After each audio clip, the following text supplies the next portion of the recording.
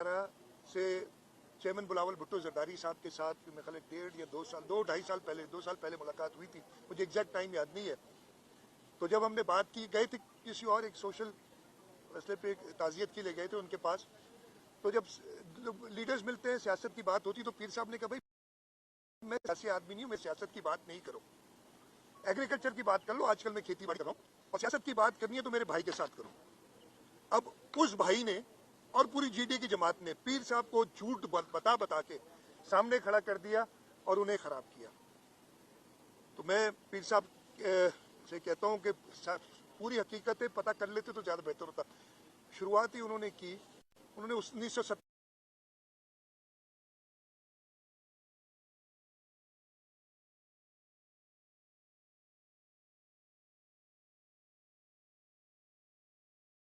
Election लड़े थे। वाहिद है कि पीर साहब सिटिंग इलेक्शन लड़े हो और बुरी तरीके से हारे थे 88 में, जो 88 की जिक्र कर रहे हैं।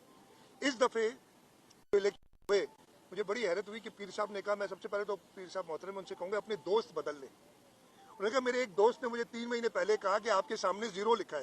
यार ऐसे दोस्त रखते क्यों जो आपको ये बताए कि 0 रखा हुआ है आपके सामने, और फिर भी अभी दोस्त कह रहे हैं उनको। तो दोस्त बदल लें अपने।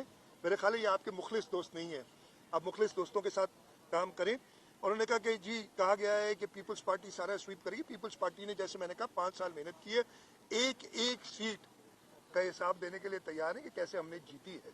हमारे खिलाफ पीपल्स पार्टी की जो क़यादत थी, उनकी जो जिस तरीके से उन्होंने इलेक्शन लड़ा, मेरे लिए बड़ा आसान था इलेक्शन।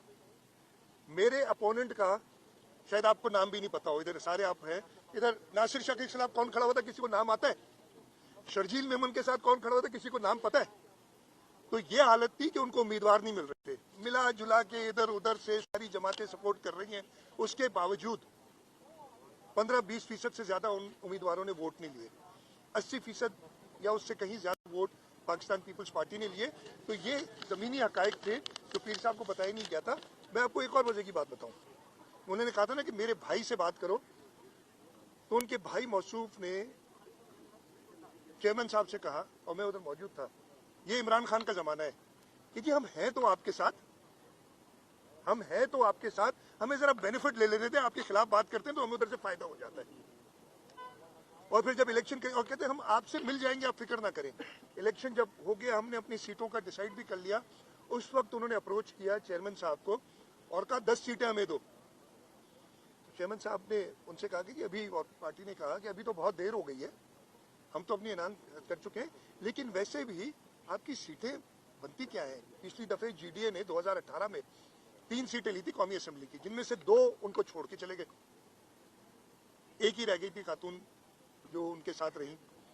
उन्होंने जो प्रोविंशियल सीट ली थी, मुझे याद नहीं, 5 ली थी शायद टोटल, उनमें से 3 उनके साथ खड़े, 2 सांगड़ से और 1 खैरपुर से, और अभी भी 1 सांगड़ से सीट जीते, 1 खैरपुर से सीट जीते वो, बाकी तो आपको छोड़ के चले गए थे। तो आपका ये हक नहीं बनता है 10 सीट मांगने का। अगर कोई ऐसी बात करेंगे तो हम चाहते हैं कि सबके साथ मिलके हम काम करें, लेकिन उनको ख्याल था, उनको आसरा दोस्तों का था शायद, जो दोस्त उनके ना हुए फिर 0 भी बता रहे हैं और दोस्तों की बात भी करते हैं। तो ये मैं क्लियर करना चाहता हूँ।